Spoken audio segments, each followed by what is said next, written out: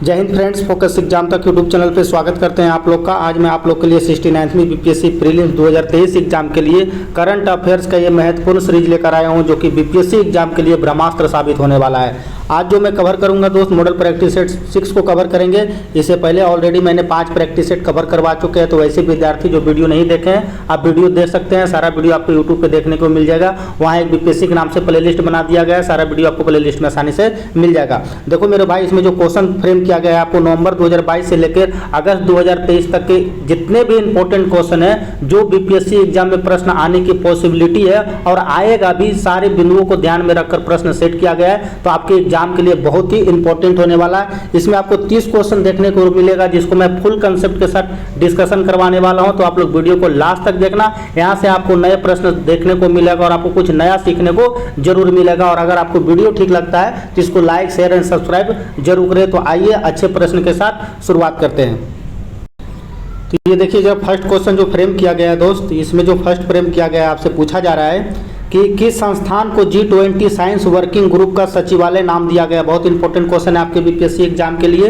आपसे पूछा जा रहा है किस संस्थान को G20 साइंस वर्किंग ग्रुप का सचिवालय नाम दिया गया है। तो इसका जो आंसर हो जाएगा मेरे दोस्त आपका सी हो जाएगा। अगर इस टेस्ट में दोस्त, अगर आपका 30 क्वेश्चन में अगर आपका 25 प्लस स्कोर हो पा रहा है तो आपका तैयारी बहुत ही बेहतरीन है। आप एग्जाम में भी अच्छा स्कोर करके आओगे, क्योंकि जो क्वेश्चन सेट किया गया है मैं सारे बिंदुओं को ध्यान में रखकर सेट किया हूँ। कहाँ से क्वेश्चन आ सकता है, कहाँ से आपके एग्जाम में आप गलती करोगे, सारे बिंदुओं को ध्यान में मैं इसमें प्रश्न सेट किया हूं। तो फर्स्ट का जो आंसर हो जाएगा आपसे क्या हो जाएगा, आपको IISc बेंगलुरु को जो ये सचिवालय बना दिया गया है। तो इसको थोड़ा सा आप एक बार डिटेल थोड़ा सा देख लेते हैं। देखिए, आपको भारतीय विज्ञान संस्थान IISc बेंगलुरु को G20 समूह का विज्ञान के लिए सचिवालय के रूप में नियुक्त किया गया है। और देखो इस वर्ष आपको पता है G20 का अध्यक्षता कौन कर रहा था, भारत कर रहा था। और 2024 का जो अध्यक्षता करेगा कौन करेगा, ये ब्राजील होगा। तो ये 3 पॉइंट आपके एग्जाम के लिए बहुत ही इंपॉर्टेंट होने वाला है। नेक्स्ट क्वेश्चन देखते हैं।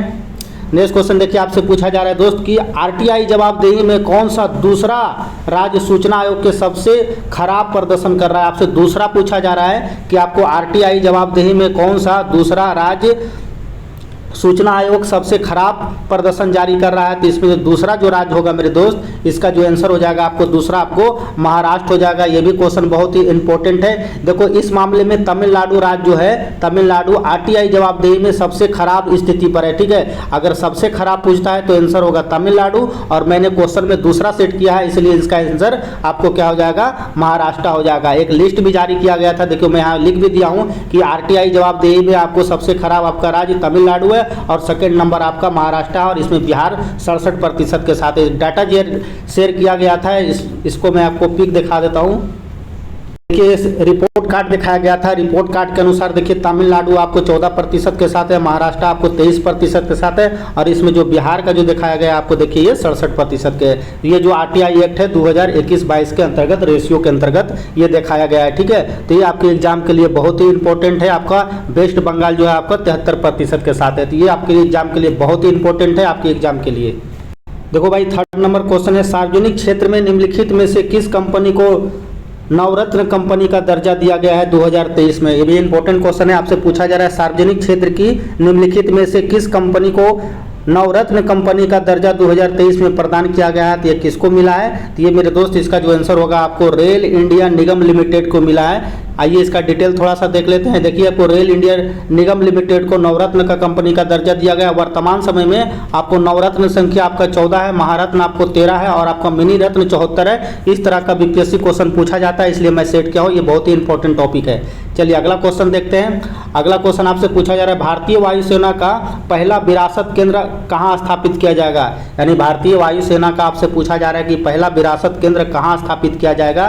तो ये मेरे दोस्त कहाँ किया जाएगा, इसका आंसर जो होगा आपको चंडीगढ़ में होगा। यानी चंडीगढ़ में भारतीय वायुसेना का पहला विरासत केंद्र स्थापित किया जाएगा। तो ये भी क्वेश्चन आपके एग्जाम के लिए बहुत ही इंपॉर्टेंट है, इसको भी आप लोग जरूर याद रखें।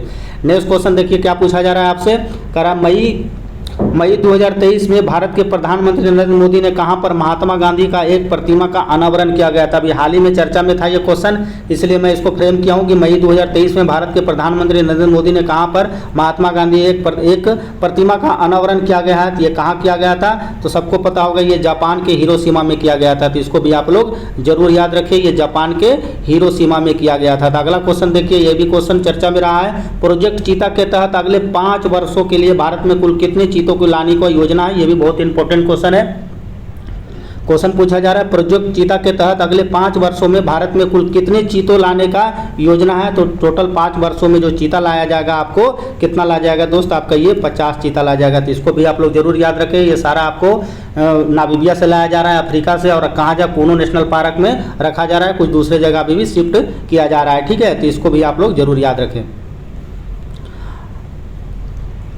ये क्वेश्चन देखो कि प्रोजेक्ट चीता की निगरानी के लिए गठित कार्यबल में 9 सदस्य, देखो यहाँ से 2 डाटा मैं आपको दिया हूँ, ये दोनों आपके एग्जाम के लिए इंपॉर्टेंट है। एक तो मैं बता ही दिया आपको कि अगले 5 वर्षों में भारत में कुल 50 चीते लाए जाएंगे, और प्रोजेक्ट चीता की निगरानी के लिए गठित कार्यबल में 9 सदस्य शामिल होगा। तो ये एक एक्स्ट्रा फैक्ट में दिया हूँ, इसको भी आप लोग जरूर याद रखें।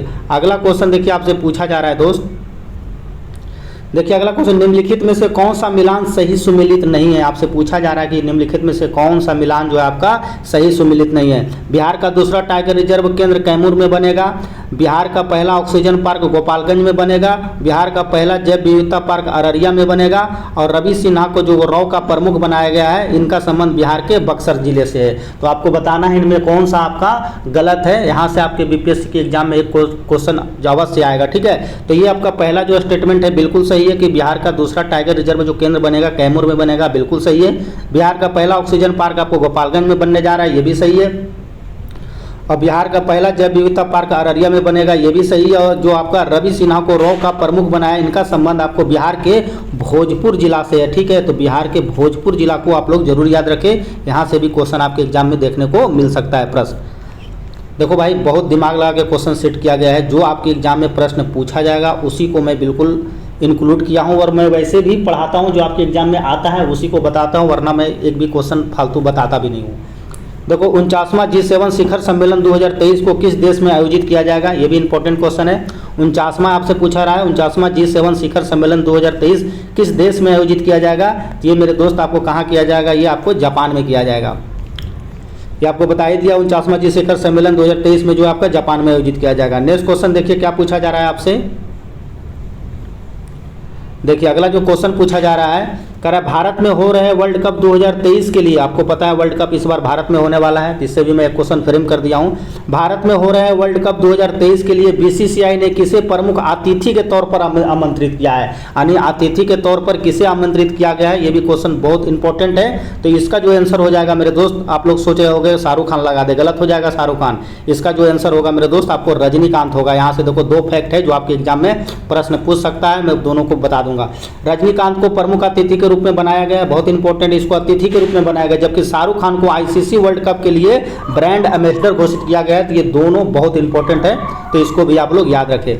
अगला क्वेश्चन देखिए सेट किया गया है, कह रहा है कि टाइम मैगजीन 100 प्रभावशाली लोगों में से निम्नलिखित में से किसे शामिल नहीं किया गया है? यानी 100 प्रभावशाली लोगों में से आपको किसको शामिल नहीं किया गया है, आपको ये बताना है। तो इसका जो आंसर हो जाएगा दोस्त, इसका आंसर क्या हो जाएगा?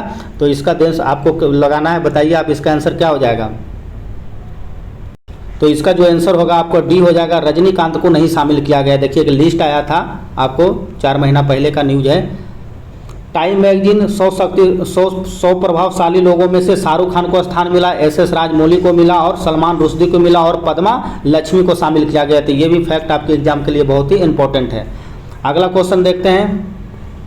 अगला देखिए, नए संसद से मैं ये क्वेश्चन फ्रेम किया हूँ, नया संसद से भी आपके एग्जाम में प्रश्न पूछे जाने की पॉसिबिलिटी बन सकता है। कारण नए संसद भवन के संबंध में निम्नलिखित में से कौन सा सही मिलान नहीं है? आपको सही मिलान नहीं है, कौन सा गलत है आपको ये बताना है। नए संसद भवन का उद्घाटन 29 मई को किया गया था। राज्यसभा का जो थीम उसमें होगा आपको राष्ट्रीय पुष्प कमल है, ठीक है। और देखिए इसमें और है इसमें लोकसभा सदस्यों के बैठने की क्षमता जो है 888 है। इसका वास्तुकार सेंट्रल विस्टा प्रोजेक्ट के तहत आपका विमल पटेल है। तो आपको इस पे बताना है कि चारों ऑप्शन में आपका गलत कौन था। तो गलत जो है मेरे दोस्त आपका ये ए आंसर हो जाएगा। नए संसद भवन का जो निर्माण किया गया था 29 मई को नहीं, आपको 28 मई को किया गया था। इसका डिटेल एक बार पढ़ लेते हैं, यहाँ से क्वेश्चन पूछेगा आपके एग्जाम में। नई संसद भवन का उद्घाटन जो किया गया था आपको 28 मई 2023 में किया गया था। नए संसद भवन में सांसदों की जो बैठने की क्षमता जो है आपको ये लोकसभा में 888 है और राज्यसभा में आपको 304 है। इसका डिटेल आपको एक चार्ट दिखाता हूँ। देखिए यहाँ से प्रश्न आपके बन सकते हैं। नवीन संसद भवन के बारे में तो आपको पता है, इसका दिल्ली में है तो सबको पता है। देखो उद्घाटन हुआ था आपको 28 मई 2023 को हुआ था, प्रोजेक्ट यानी सेंट्रल विस्टा प्रोजेक्ट के तहत। इसको देखो आपको लोकसभा का जो थीम है राष्ट्रीय पक्षी मोर है और राज्यसभा का जो थीम है आपको राष्ट्रीय पुष्प कमल है। इसमें बैठने की क्षमता देखो लोकसभा के लिए 888 और राज्यसभा के लिए 384। इसका आकार कैसा है तो ये त्रिकोणीय। तो ये इंपॉर्टेंट हो जाता है, इसलिए मैं क्वेश्चन यहाँ से फ्रेम किया था। देखिए अगला क्वेश्चन है। अगला क्वेश्चन आपसे पूछा जा रहा है कि मार्च 2023 में राष्ट्रीय पेंशन प्रणाली में सुधार हेतु किसकी अध्यक्षता में एक समिति का गठन किया गया था। यह भी क्वेश्चन इंपॉर्टेंट है। तो किसकी अध्यक्षता में एक समिति का गठन किया गया था, तो इसका आंसर हो जाएगा टीबी सोमनाथम की अध्यक्षता में आपका समिति का गठन किया गया था। तो इसको भी आप लोग जरूर याद रखें। देखो यहाँ पे मैं बता दिया हूँ टीबी सोमनाथन, और जो ऑप्शन में दिया गया था 22वें विधेयक के अध्यक्ष तो ऑलरेडी पता है आप लोग को, ऋतुराज अवस्थी है। अगला क्वेश्चन देखते हैं। ये भी क्वेश्चन देखिए बहुत इंपॉर्टेंट है।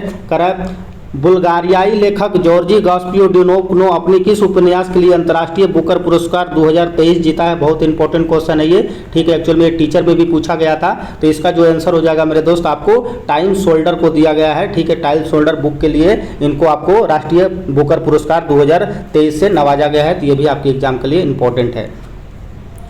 अगला क्वेश्चन देखते हैं। अगला क्वेश्चन देखिए आपसे पूछा जा रहा है मिलान करने के लिए साहित्य अकादमी युवा पुरस्कार 2023 के संबंध में निम्नलिखित में से कौन सा सही सुमेलित नहीं है। आपसे ये पूछा जा रहा है हिंदी भाषा के लिए अतुल कुमार राय को दिया गया, अंग्रेजी के लिए अनिरुद्ध कानी शेट्टी को दिया गया, उर्दू के लिए कमरुद्दीन को दिया गया। उपरोक्त सारा सही है। तो इसका जो आंसर होगा मेरे दोस्त आपको क्या हो जाएगा, आपका आंसर जो गलत दिया गया है इसमें गलत, इसमें मेरे दोस्त आपका ये सी दिया गया है, ठीक है। उर्दू के लिए आपको देखो किसको मिला था, उर्दू के लिए तौसीफ बरेलवी को दिया गया था। हिंदी के लिए युवा पुरस्कार अतुल कुमार को और राय को उपन्यास चांदीपुर की चंदा की ओर के लिए दिया गया है। तो इसको भी आप लोग जरूर याद रखें। देखिए और भी हम लिख दिया तो अंग्रेजी के लिए अनिरुद्ध कंसेंटी की पुस्तक life of the Deccan southern को, इंडिया फॉर द चालुक्य राज द चोलाज को, और उर्दू के लिए तौफीक बरेलवी को दिया गया है कहानी संग्रह और जहान उद्यान से पुरस्कृत किया गया है। तो इसको भी आप लोग याद रखें।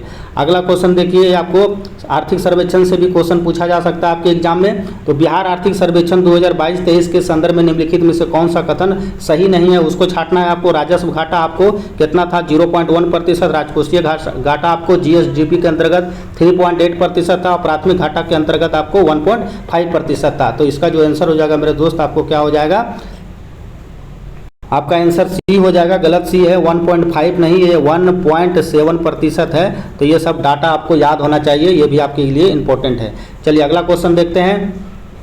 अगला क्वेश्चन देखिए ये भी अच्छा है। करा जल जीवन हरियाली जल जीवन सर्वेक्षण 2023 में बिहार का कौन सा जिला देश भर में प्रथम स्थान रहा था। इंपॉर्टेंट क्वेश्चन है, आपसे पूछा जा रहा है जल जीवन सर्वेक्षण 2023 में बिहार का कौन सा जिला देश भर में प्रथम स्थान था। तो इसका आंसर होगा मेरे दोस्त आपका समस्तीपुर हो जाएगा, ठीक है। तो ये देखिए समस्तीपुर जो है जल जीवन सर्वेक्षण 2023 में बिहार देश भर में प्रथम स्थान रहा था। तो इसको भी आप लोग जरूर याद रखें। अगला क्वेश्चन देखिए ये भी मिलान करने के लिए दिया गया है साहित्य अकादमी पुरस्कार 2022 के संबंध में कौन सा सुमेलित नहीं है, ठीक है। तो ये हिंदी भाषा के लिए बद्री नारायण को दिया गया था, ठीक है। और जो आपका दिया गया था अंग्रेजी भाषा के लिए अनुराधा राय को, मैथिली के लिए बीना गुप्ता को, और उर्दू के लिए आपको अनीस असाफक को दिया गया था। तो इसमें आपको बताना है कौन सा गलत है। एक्चुअल में मैथिली भाषा के लिए जो दिया गया था अजीत आजाद को दिया गया था। तो ये आपका सी आपका गलत है, ठीक है। देखिए मैं यहाँ पे लिख दिया हूँ मैथिली भाषा के लिए किसको दिया गया है, अजीत आजाद को दिया गया है। नेक्स्ट क्वेश्चन देखते हैं। नेक्स्ट क्वेश्चन पूछा जा रहा है कि बिहार सरकार ने द्वितीय समकेन के उद्देश्य के बजट वित्तीय वर्ष 2023-24 में राजकोषीय घाटा को सकल राज्य घरेलू उत्पाद के अनुपात में कितना प्रतिशत अनुमान लगाने का दर्ज किया गया है। तो इसका जो आंसर होगा बॉस आपका 3.78% हो जाएगा और आंसर आपका सी हो जाएगा। देखिए अगला क्वेश्चन आपसे पूछा जा रहा है कि प्रधानमंत्री नरेंद्र मोदी द्वारा राष्ट्रीय सिकल सेल एनीमिया उन्मूलन मिशन का शुभारंभ किस वर्ष किया गया था। तो आपको जो डेट के साथ आपको बताना है, ये किया गया था 1 जुलाई 2023 को किया गया था। आंसर आपका सी हो जाएगा।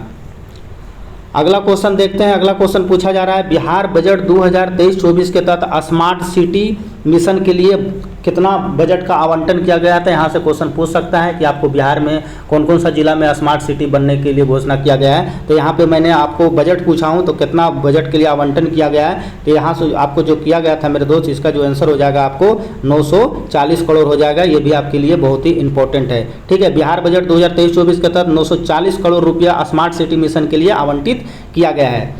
अगला क्वेश्चन देखिए क्या गया है कि बिहार के आर्थिक सर्वेक्षण 2022-23 के अनुसार सड़क घनत्व के मामले में बिहार का देश में कौन सा स्थान है। ये भी इंपॉर्टेंट क्वेश्चन है। पूछा जा रहा है कि बिहार के आर्थिक सर्वेक्षण 2022-23 के अनुसार सड़क घनत्व के मामले में बिहार का देश में कौन सा स्थान है। तो इसका जो आंसर हो जाएगा दोस्त आपका ये तीसरा स्थान है। आंसर आपका सी हो जाएगा। यहाँ से दो फैक्ट है जो आपके एग्जाम में पूछा जाएगा। एक तो आपको केरल तथा पश्चिम बंगाल के बाद, ठीक है, तीसरा स्थान आपको बिहार में है। तो पहला आपको केरला, दूसरा आपको पश्चिम बंगाल। देखो मैं जो एग्जाम में पूछा जाएगा सारा डाटा को मैं आपको लिखाऊं, ठीक है, ताकि आप मिस्टेक ना हो आपके एग्जाम में कोई भी क्वेश्चन।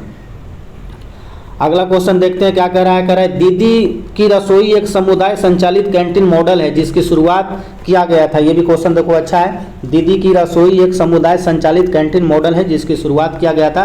इसका शुरुआत कहाँ किसके द्वारा किया गया था। तो ये बिहार ग्रामीण आजीविक संवर्धन के द्वारा किया गया था। आंसर आपका सी हो जाएगा। देखिए दीदी की रसोई एक समुदाय संचालित कैंटीन मॉडल है जिसे बिहार ग्रामीण आजीविक संवर्धन समिति द्वारा इसे प्रारंभ किया गया है। तो ये भी चर्चा में है, इसलिए मैं यहाँ से क्वेश्चन एक फ्रेम किया था। नेक्स्ट क्वेश्चन है, बिहार में निम्नलिखित में से किस जिले ने मुख्यमंत्री डिजिटल योजना को पायलट प्रोजेक्ट के रूप में लागू किया है। तो ये भी क्वेश्चन इंपॉर्टेंट है। कह रहा है बिहार के निम्नलिखित में से किस जिला ने मुख्यमंत्री डिजिटल योजना को पायलट प्रोजेक्ट के लिए लागू किया है। तो इसका आंसर जो हो जाएगा मेरे दोस्त आपका ये मुजफ्फरपुर हो जाएगा। आंसर आपका सी हो जाएगा। ठीक है, इसका डिटेल देख लेते हैं। देखिए मुख्यमंत्री डिजिटल स्वास्थ्य योजना को मुजफ्फरपुर में पायलट प्रोजेक्ट के रूप में इसे लागू किया गया है। नेक्स्ट क्वेश्चन देखते हैं। देखिए एशिया में ताड़ के पत्ते पर पहले पांडुलिपि संग्रहालय स्थापित किया गया है किस राज्य के द्वारा। देखिए एशिया में है तो ये आपके लिए इंपॉर्टेंट हो जाता है। इसका जो आंसर होगा मेरे दोस्त आपका ये केरला हो जाएगा। इसका डिटेल देख लेते हैं। देखिए केरल की राजधानी त्रिवेंद्रमपुरम में एशिया के ताड़ के पत्तों का पहला पांडुलिपि संग्रहालय का उद्घाटन किया गया। तो आपके एग्जाम के लिए इंपॉर्टेंट है।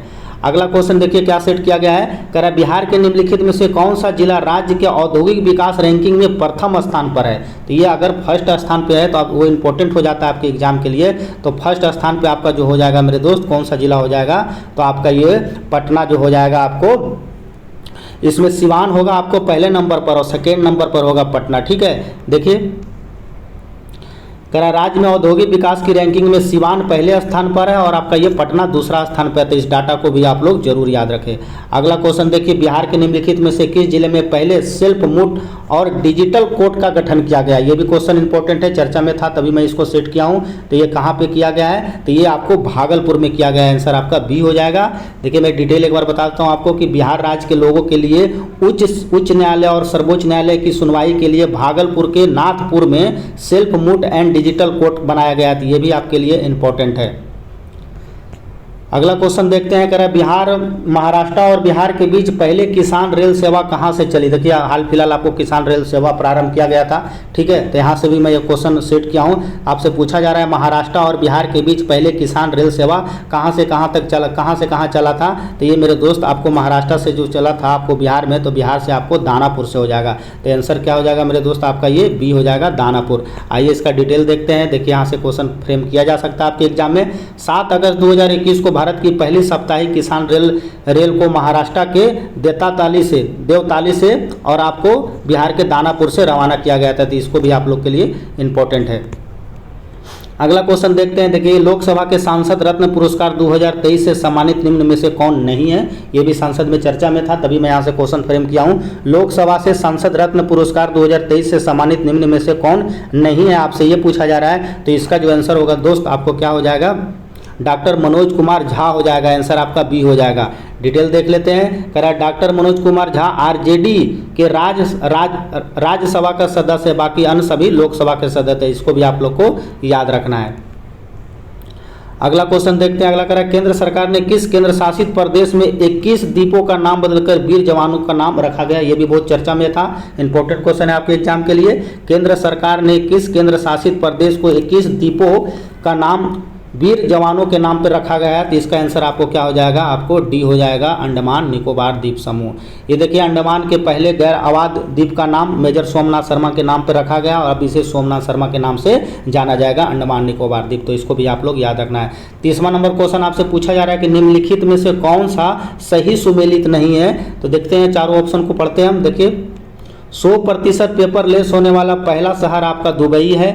एथेनॉल प्रोमोशन नीति अपनाने वाला पहला राज्य आपका बिहार हो जाएगा। दुनिया का सबसे ऊंचा मतदान केंद्र टसी गंगा है जो कि आपका हिमाचल प्रदेश में है। भारत में पहली बालिका पंचायत आपका का गठन जो किया गया केरला में। तो आपको बताना है निम्नलिखित में से कौन सा आपका गलत है, ठीक है। तो इसका जो आंसर होगा मेरे दोस्त आपका डी हो जाएगा, आपका डी गलत है, ठीक है। आप लोग पढ़े होंगे कि भारत में पहली बालिका पंचायत का जो गठन किया गया था वो आपको गुजरात में किया गया था, ठीक है। तो इसको भी आप लोग जरूर याद रखिए, ये सारा फैक्ट आपके एग्जाम के लिए बहुत ही इंपॉर्टेंट है, ठीक है। तो यहाँ मैं देखो बता भी दिया हूँ कि भारत में पहली बालिका पंचायत का गठन आपको गुजरात के कुनरिया गांव में किया गया था। तो ये आपके लिए बहुत ही इंपॉर्टेंट हो जाता है।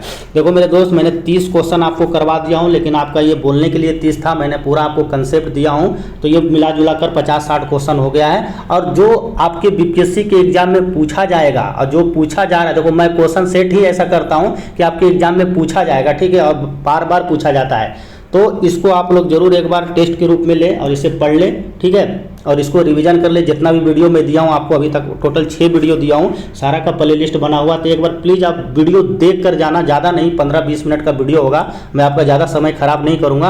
आपके एग्जाम में यहाँ से क्वेश्चन भैया 4-5 एग्जाम जरूर लड़ेगा। और जो मैं बीपीएससी का प्रैक्टिस सेट करवा रहा हूँ और उसका जो कौन सा था घटना चक्र का है, उसमें भी जो क्वेश्चन का लेवल दिया गया है बहुत ही बेहतरीन दिया गया है, तभी मैं करवा रहा हूँ। मेरे को जब क्वेश्चन बढ़िया मिलता है तभी उसका प्रैक्टिस सेट करवाता हूँ, तभी वीडियो बनाता हूँ, वरना नहीं बनाता हूँ। बहुत सोच समझ के बनाता हूँ, जहाँ से अगर देखता हूँ कि किसका क्वेश्चन बढ़िया दिया गया उसी को बनाता हूँ। ये जो 30 क्वेश्चन मैं जो दे रहा हूँ बीपीएससी के एग्जाम के लिए, इससे आपको एकदम लिख लो कि आपके एग्जाम में 100% प्रश्न आना ही आना है। तो एक बार आप लोग इसको वीडियो को देख लेना, ठीक है। सारा सीरीज अभी तक टोटल 6 सीरीज हुआ है, 10-12 सीरीज में बनाऊंगा और आपका सारा क्वेश्चन वहीं से लड़ने वाला है। तो आप लोग इसको देखें।